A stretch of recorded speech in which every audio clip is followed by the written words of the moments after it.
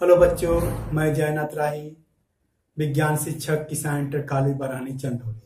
आज हम कक्षा 10 के पाठ 8 जीव जनन कैसे करते हैं, इसके अंतर्गत टॉपिक है जनन, जिसे हम बोलते हैं रिप्रोडक्शन। आइए अब समझने की कोशिश करें। रिप्रोडक्शन क्या होता है? रिप्रोडक्शन वह जैविक प्रक्रिया है जिसके द्वारा जीव क्या करते हैं, अपने ही समान संतति को उत्पन्न करते हैं। उस प्रक्रिया को हम बोलते हैं क्या? जनन कहते हैं। अब ये प्रश्न उठता है, जनन का क्या महत्व है? नंबर 1, जनन का क्या महत्व है? जीवों का अस्तित्व बनाए रखना। जनन के द्वारा क्या होते हैं, जीव अपने जैसे संतान उत्पन्न करते हैं, जिससे अपने जाति के सदस्य को अस्तित्व को बनाए रखते हैं। नंबर 2, जनन के उपरांत क्या होते हैं, कुछ कम या कुछ अधिक क्या होती है, विभिन्नताएं उत्पन्न होती हैं। और नंबर 3, ये विभिन्नताएं जो होती हैं, उपयोगी विभिन्नताएं, वो क्या होती हैं, जैव विकास का मूल आधार मानी जाती। अब हम समझने की कोशिश करते हैं जनन के प्रकार। कितने जनक उस जनन में भाग ले रहे हैं, उसके आधार पे 2 तरह के जनन होते हैं। नंबर 1 क्या है आपका? अलैंगिक जनन, जिसे एसेक्सुअल रिप्रोडक्शन कहते हैं, जबकि दूसरा है लैंगिक जनन, जिसे सेक्सुअल रिप्रोडक्शन कहते हैं। तो अब हम समझने की कोशिश करते हैं क्या? अलैंगिक जनन, एसेक्सुअल रिप्रोडक्शन। अलैंगिक जनन में जो जीव होते हैं, एकल जीव भाग लेते हैं। कौन भाग लेते हैं? सिंगल जीव क्या करते हैं, जब जनन में भाग लेंगे तो ऐसे जनन को हम बोलते हैं अलैंगिक जनन। अलैंगिक जनन के उपरांत युग्मक का निर्माण नहीं होता। किसका? गैमेट्स के निर्माण नहीं होते। नंबर 3, इनके अंदर समसूत्री विभाजन होता है, मतलब माइटोसिस सेल डिवीजन होता है। माइटोसिस सेल डिवीजन क्या होता है? जब एक जनक से 2 संतति कोशा का निर्माण होता है और गुणसूत्रों की संख्या संतति कोशा में जनक के कोशा की तरह ही होते हैं, तो ऐसे विभाजन को हम क्या बोलते हैं? समसूत्रीय विभाजन। तो अलैंगिक जनन में जो भी विभाजन होगा वो कैसा होगा?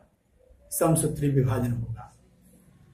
अलैंगिक जनन के दौरान जो उत्पन्न संतान होती हैं, उनको हम बोलते हैं क्या? क्लोन्स बोलते हैं। क्या बोलते हैं? क्लोन्स। क्यों क्लोन बोलेंगे? क्योंकि वे जनक से क्या होते हैं, शारीरिक रूप से, आनुवंशिक रूप से समान होते, जनक के ही जैसे होते हैं, इसीलिए उनको हम क्या बोलते हैं? क्लोन्स कहते हैं। और अगला है, अलैंगिक जनन के दौरान विभिन्नताएं उत्पन्न नहीं होती हैं, उतनी विभिन्नताएं उत्पन्न नहीं होती हैं। ये अलैंगिक जनन हो गया। प्रकार किस तरह से होते हैं? एकल जीवों में प्रजनन की विधि। अगला जो टॉपिक है एनसीईआरटी में है, वो क्या है? एकल जीवों में प्रजनन की विधि। इस विधि को हम बोलते हैं अलैंगिक जनन। जो ये प्रजनन की विधि होती है, वो शारीरिक अभिकल्प के ऊपर डिपेंड करती है। बॉडी का डिजाइन कैसा है, उस आधार पे क्या होते हैं, अलग अलग जनन की विधियां होती हैं। नंबर 1 है विखंडन।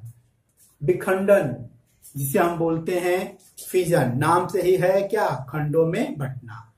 यह जो विभाजन की विधि है विखंडन, वह एक कोश की जीवों में पाई जाती है। इनमें शरीर क्या होता है, खंडों में बढ़ जाता है, प्रत्येक खंड एक नए जीव का निर्माण करता है। उसके प्रकार देखें। नंबर 1 जो प्रकार है वो क्या है? द्विखंडन। क्या है? द्विखंडन। द्विखंडन मीन्स जब शरीर क्या होता है, कोशा विभाजन के बाद 2 खंडों में बढ़ जाता है और प्रत्येक खंड क्या होता है, एक नए जीव का निर्माण करता है। तो इस तरह के विभाजन को हम बोलते हैं द्विखंडन, बाइनरी फिजन। एग्जाम्पल के तौर पे देखें, अनियमित द्विखंडन होता है। यह किसमें पाया जाता है? आपके अमीबा में। अमीबा में जो आपका द्विखंडन होता है अनियमित होता है, क्योंकि उसका आकार कोई निश्चित नहीं होता है।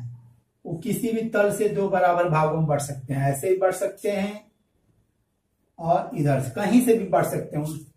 उनका जो तल है बटने का वो निश्चित नहीं होता है। इसीलिए अनियमित जो द्विखंडन होता है वो अमीबा में पाया जाता है। दूसरा एग्जाम्पल अनुप्रस्थ। अनुप्रस्थ जो विभाजन है वो पैरामीशियम में पाया जाता है। अनुप्रस्थ विभाजन मतलब यहां देखिए, ये मान लीजिए आपका पैरामीशियम है, तो इनका जो शरीर है वो इस तरह ये अनुप्रस्थ होता है, इसे बोलते हैं ट्रांसवर्स रीजन। अनुप्रस्थ विभाजन के द्वारा ये अलग पैरामीशियम बना लेगा। ये तीसरा है लंबवत। लंबवत में क्या होते हैं, जैसे यहाँ पे एक एग्जाम्पल है आपका यूग्लिना, ये यूग्लिना है, तो इनका शरीर लंबवत लॉन्गिट्यूडनल खड़े खड़े ऐसे का दो भागों में बढ़ जाते हैं। उसी तरह लेशमानिया है, उसके अंदर भी क्या होता है, लंबवत द्विखंडन पाया जाता है। लेशमानिया क्या है, एक परजीवी है, प्रोटोजोआ संघ का है, वह मानव में काला अजहर नामक रोग फैलाता। इस तरह हो गया क्या आपका द्विखंडन। अब हम पढ़ते हैं बहुखंडन। बहुखंडन में जो जीव होता है एक साथ अनेक खंडों में बढ़ जाता है, इसीलिए नाम पड़ा है क्या, बहुखंडन। और ये प्रतिकूल परिस्थिति में होता है। जब अनुकूल परिस्थिति आती है तो प्रत्येक खंड बाहर निकल के एक नए जीव का निर्माण करते हैं। इस तरह का जो बहुखंडन की प्रक्रिया है वो प्लाज्मोडियम में पाया जाता है। प्लाज्मोडियम क्या है, प्लाज्मोडियम प्रोटोजोआ संघ का एक क्या है, परजीवी है, जो मानव में मलेरिया रोग फैलाता है। इसी कारण क्या होता है, मनुष्यों में मलेरिया रोग होता है। और इस रोग को एक शरीर से दूसरे शरीर में कौन पहुंचाती है, मादा एनाफिलेज मच्छर। मादा एनाफिलेज मच्छर ही क्या करते हैं, मलेरिया को एक शरीर से दूसरे शरीर में फैलाती है। ईस्ट है, यहाँ पे एग्जाम्पल दिया। ईस्ट भी क्या होता है, मुकुलन विधि के द्वारा क्या होता है, अपनी संख्या को कई खंडों में बांटता है, कई खंडों में अपने शरीर को बांट करके अपने समूह को बनाता है। इस तरह हमने क्या पढ़ा है, विखंडन। अब आते हैं हम लोग क्या, खंडन, जिसे हम बोलते हैं क्या, फ्रेगमेंटेशन। फ्रेगमेंटेशन में शरीर जो होता है कई खंडों में बढ़ जाता है और प्रत्येक खंड क्या होता है, अनुकूल परिस्थिति में क्या होते हैं, एक नए जीव का निर्माण करता है। इस तरह का जो खंडन कहाँ पाया जाता है, स्पाइरोगायरा में पाया जाता है। यह क्या है, शैवाल है, जो फिलामेंटस होता है, तंतुमय होता है। इनके तंतु कई खंडों में बढ़ जाते हैं, प्रत्येक खंड एक नए शैवाल का निर्माण करता है। अगला है पुनरुद्भवन, जिसे पुनर्जनन कहते हैं। इस पुनर्जनन में क्या होता है, किसी जीव के कटे काई भाग नए जीव का निर्माण करते हैं। यदि किसी जीव को, ये हर जीव में तो पाया नहीं जाता, ये पाया जाता आपका हाइड्रा में या प्लेनेरिया में। प्लेनेरिया में सबसे अधिक पुनरुद्भवन की घटना घटती है, अर्थात इनके अंदर अत्यधिक पुनरुद्भवन का पावर होता है, शक्ति होता है। इसके केस में क्या होता है, हाइड्रा प्लेनेरिया केस में यदि किसी कारणवश, दुर्घटनावश या किसी कारणवश हम उसके शरीर को यदि काट देते हैं तो हर कटा हुआ भाग क्या होगा, एक नए जीव का निर्माण करता है। यहां समझिए, जैसे मान लीजिए कोई ये जीव है, यदि इनको हम खंडों में बांट दें, ये अलग अलग खंड हो गया, तो ये अलग खंड एक नया जीव बनाएगा, पूरे शरीर को पूरा करेगा, ये पूरे शरीर को पूरा करेगा, ये पूरे शरीर को करेगा। इस तरह हर कटा हुआ भाग अपने शरीर का निर्माण करता है। यह घटना किसने पाया, हाइड्रा प्लेनेरिया में। अब आता है मुकुलन। यह मुकुलन अलैंगिक जनन का एक विशेष विधि है। इसमें क्या होता है, शरीर में क्या विभाजन होता है, अब विभाजन होने के बाद एक उभार उत्पन्न होता है। इसी उभार को हम बोलते हैं क्या, मुकुल, या हम बोलते हैं क्या, बड। ये बड क्या होता है, अलग होकर एक नए जीव का निर्माण करता है।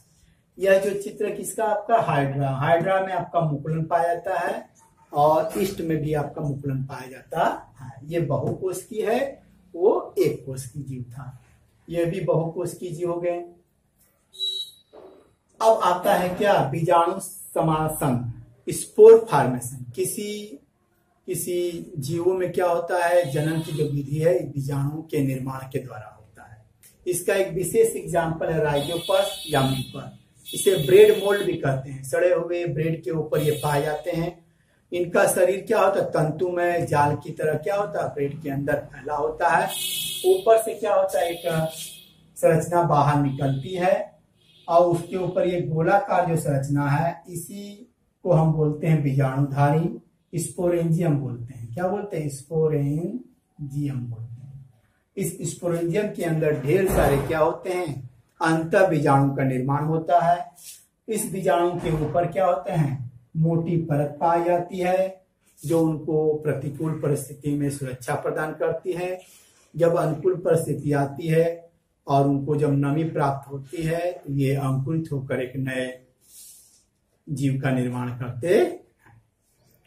अब हम अलैंगिक जनन की छठवीं जो विधि है, कायिक प्रवर्धन, जिसे हम वेजिटेटिव प्रोपोगेशन कहते हैं, उसका हम लोग अध्ययन करेंगे।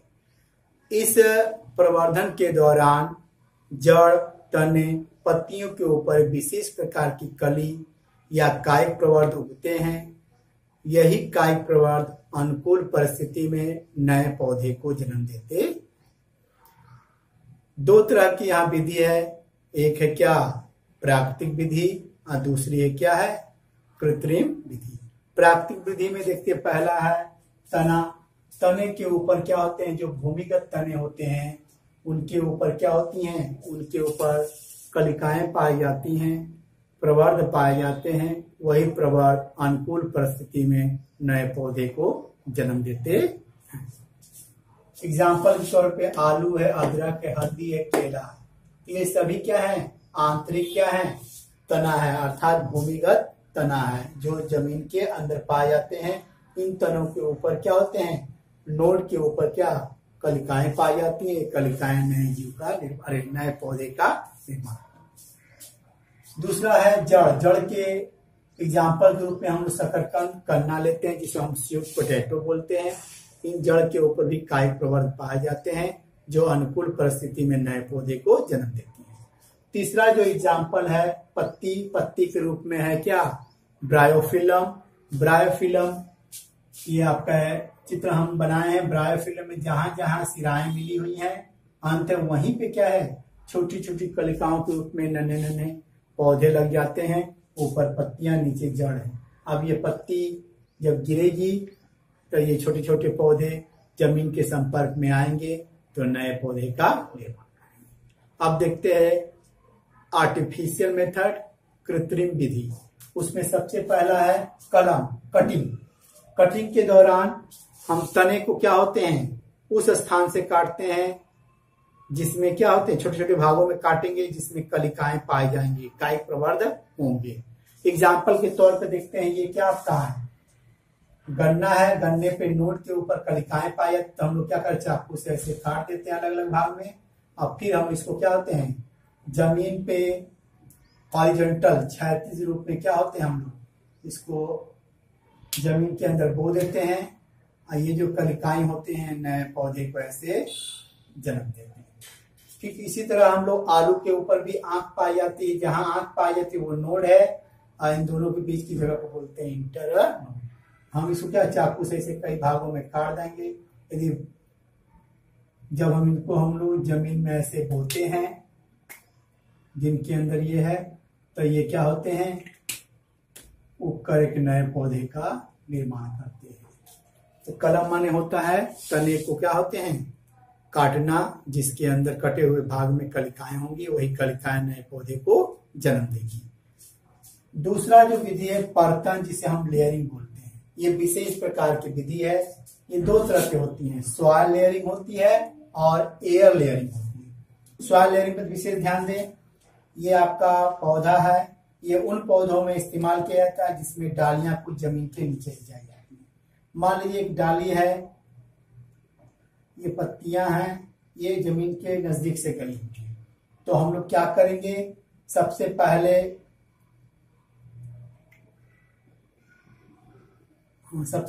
हम लोग क्या करेंगे, ये मान लीजिए तना है, अरे डाली है, इसको हम लोग क्या करेंगे, चाकू से भी आकार में ऐसे काट कर इसके भाग को निकाल। अब इसको हम लोग क्या करते हैं, कटे हुए भाग को हम लोग क्या है, जमीन में गड्ढा खोद कर क्या करते हैं, इसको हम लोग ऐसे मोड़ लेते हैं।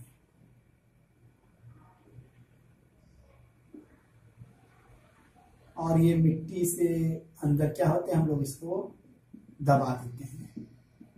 कटा हुआ भाग क्या होता है, मिट्टी के अंदर चला जाता है और इसके ऊपर हम लोग पानी और पोषक पदार्थ डालते रहते हैं, जिससे कटे हुए भाग से जड़ आपके बाहर निकल जाते हैं।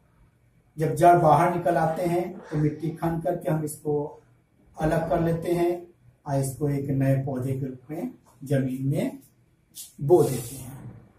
इसे हम बोलते हैं सॉइल लेयरिंग बोलते हैं, क्योंकि ये सॉइल के नीचे था इसलिए इसे सॉइल लेयरिंग। दूसरा है एयर लेयरिंग, जिसे गुटी बोलते हैं। ये उन पौधों की डालियों में परफॉर्म किए जाते हैं जो डालियां थोड़ा से जमीन से अधिक ऊंचाई पर रहती है। तो इसमें हम लोग क्या करते हैं, सबसे पहले इसको भी हम लोग काट लेते हैं और कटे हुए भाग पे हम लोग क्या करते हैं, कॉटन या रुई ऐसे लपेट देते हैं और इसके ऊपर पानी गिरने की व्यवस्था कर देते हैं। पानी आपका गिरता रहता है। कुछ समय बाद देखेंगे जो कटा हुआ भाग है वहां पे क्या होंगी, जड़ें निकल आएंगी। जब जड़ें निकल आएंगी तो इसको पूरे पूरे काट करके एक नए पौधे के रूप में हम जमीन में बो देंगे। इनको हम बोलते हैं परतन। तीसरा है आर्टिफिशियल मेथड है क्या, रोपण है, ग्राफ्टिंग। इसके अंतर्गत हम लोग क्या करते हैं, दो पौधों को आपस में जोड़ के एक नया पौधा बनाते हैं। इसमें एक पौधा मान लीजिए जो जमीन से लगा हुआ है, ये क्या है, उसको हम क्या बोलते हैं, स्टॉक बोलते हैं। ये जंगली पौधे होते हैं, जल्दी इनके अंदर बीमारी लगती नहीं। अब जिस पौधे के भाग को उसके ऊपर रखना होता है उसको हम लोग ऐसे काट लेते हैं। किस आकार में काटते हैं हम लोग, इसको हम लोग काटेंगे, मान लीजिए पूरा पूरा प्लांट रहा होगा, इसको हम लोग काट लिए होंगे टुकड़े चाकू से या आरी से। काटने के बाद इसको भी के आकार का ऐसे मार्क लगा देते हैं। ये निकाल दिया गया ये भाग। और दूसरा जो भाग जो इसके ऊपर जोड़ेंगे उसे सियान बोलते हैं। जो रूटेड भाग होता है उसे स्टॉक बोलते हैं। जिसको हम यहाँ पे जोड़ेंगे उसे सियान बोलेंगे। अब इस कटे हुए भाग को हम लोग ले जाकर इसके ऊपर ऐसे जोड़ देंगे और इसके ऊपर कुछ लपेट देंगे ऐसे। कुछ समय बाद देखेंगे कि ये दोनों पौधे क्या हो जाएंगे, आपस में जुड़ जाएंगे। ऐसा क्यों, क्योंकि जो ऊपर वाला पौधा है अधिक प्रोडक्शन देता है लेकिन उसके अंदर जल्दी से बीमारी लग जाती है। लेकिन जो जंगली पौधा नीचे है वो उनके अंदर बीमारियों से लड़ने की क्षमता होती है। तो क्या किया वैज्ञानिकों ने, दोनों गुण को मिलाने के लिए दोनों पौधों को आपस में जोड़ दिए, जिससे इसे जमीन से लगा हुआ भाग जो जंगली है इसके अंदर क्या गुण रहेगा, कीटाणुओं से लड़ने की क्षमता रहेगी, इन्फेक्शन से लड़ने की क्षमता रहेगी, और ऊपर वाला जो भाग है अत्यधिक क्या होगा, प्रोडक्शन देगा। इसलिए दो गुण वाले को आपस में यहाँ पे मिला दिया गया है। ये है कायिक प्रवर्धन की विधियां। अब एनसीईआरटी में दिया गया है कायिक प्रवर्धन का क्या महत्व है। नंबर 1 है कायिक प्रवर्धन की विधि उन पौधों में अपनाई जाती है जिनके अंदर पुष्प क्या होते हैं और फल कम समय में लगते हैं। इट मीन्स कायिक प्रवर्धन के द्वारा उगाए गए पौधों में जो फल है और पुष्प है कम समय में लगते हैं अपेक्षाकृत जो बीज के द्वारा उगाए गए पौधे होते हैं। ये एडवांटेज है, कम समय में हमको फूल मिल जाएगा और फल मिल जाएंगे। नंबर 2 है ये कायिक प्रवर्धन उन पौधों में अपनाए जाते हैं जिन पौधों में बीज उत्पन्न करने की क्षमता कम हो जाती है या समाप्त हो जाती है। जैसे कि आपका क्या केला है, गुलाब है, चमेली है, इनमें हम लोग कायिक प्रवर्धन की विधि बहुत तेज अपनाते हैं। 3rd है कायिक प्रवर्धन के द्वारा जो संतान उत्पन्न होते हैं वो डिट्टो कैसे होते हैं, आपके जनक के समान होते हैं, अर्थात ये क्लोन टाइप के होते हैं। इस तरह हमने क्या पढ़ा, अलैंगिक जनन के अंतर्गत क्या पढ़ा था, कायिक प्रवर्धन। अब हम 7वां विधि पढ़ेंगे ऊतक संवर्धन। ये एडवांस टेक्नोलॉजी है। ऊतक संवर्धन को हम बोलते हैं टिश्यू कल्चर। इसके अंतर्गत हम लोग क्या करें, कोई प्लांट लेंगे, उसके किसी भाग को निकाल करके हम ऊतक वहां से प्राप्त कर देंगे। कायिक ऊतक संवर्धन का मीनिंग क्या होता है कि किसी पौधे के ऊतक से हम लोग क्या करें, लैब में एसेप्टिक कंडीशन में एक नए पौधे का निर्माण करेंगे कल्चर मीडिया में, उसी को हम बोलते हैं क्या, ऊतक का संवर्धन। इसके लिए हमको एक पौधा चाहिए, पौधे से हम ऊतक प्राप्त कर लेंगे, उस ऊतक को हम बोलते हैं एक्सप्लांट। अब उसको हम लोग कल्चर मीडिया में डाल देंगे, इसे पोषक माध्यम बोलते हैं, और उसमें क्या होगा, उसका परिवर्धन होगा तो जाकर के आपका कैलस का निर्माण होगा। कैलस क्या होता है, एक अनऑर्गेनाइज्ड मास ऑफ सेल होता है। सेल का क्या होता है, गुच्छा होता है। अब इस कैलस को क्या करें, हम लोग काट भी सकते हैं या डायरेक्ट कल्चर मीडिया में डाल सकते हैं। इसको हम लोग कटिंग करेंगे, अलग अलग टेस्ट ट्यूब में डाल करके अलग अलग कल्चर मीडिया डालेंगे। उसमें विशेष प्रकार के हार्मोन्स होते हैं जो आपके शूटिंग माने तने को बनाने में सहायता करेंगे और जड़ को बनाने में सहायता करेंगे। तो कुछ समय बाद हम देखेंगे कि प्रत्येक से क्या होगा, नीचे की ओर रूटिंग हो जाएगा, ऊपर शूटिंग हो जाएगा, फिर नीचे रूट बन जाएंगे, ऊपर शूट बन जाएंगे, नीचे रूट बन जाएंगे, ऊपर। ऐसे हम हजारों तरह के प्लांट को बना सकते हैं। अब इनको हम क्या करेंगे, गमले में डाल देंगे, कुछ दिन लैब कंडीशन में रखने के बाद इसको हम लोग फील्ड में ट्रांसफर कर देंगे और नए पौधे का निर्माण करेंगे। यहाँ पे हम लोग क्या किए हैं, टिश्यू के द्वारा क्या हुआ, नए पौधे के निर्माण किए। ये पौधे वही कैरेक्टर रखे रहेंगे जो उनका जनक पौधा रखा हुआ था। इस विधि के द्वारा हम लोग अधिक प्रोडक्शन वाले प्लांट बना सकते हैं, डिजीज फ्री प्लांट बना सकते हैं, जो वायरस फ्री प्लांट होते हैं उनको हम लोग बना सकते हैं। वायरस फ्री प्लांट बनाने के लिए हमको एपिकल मेरिस्टेम, ऊपर का आपका विभज्योतक ऊतक लेना होगा, तब हम उस प्लांट को बनाएंगे तो वो वायरस फ्री प्लांट होगा। इस तरह हमने क्या पढ़ा, अलैंगिक जनन के प्रकार के बारे में अध्ययन किया। धन्यवाद।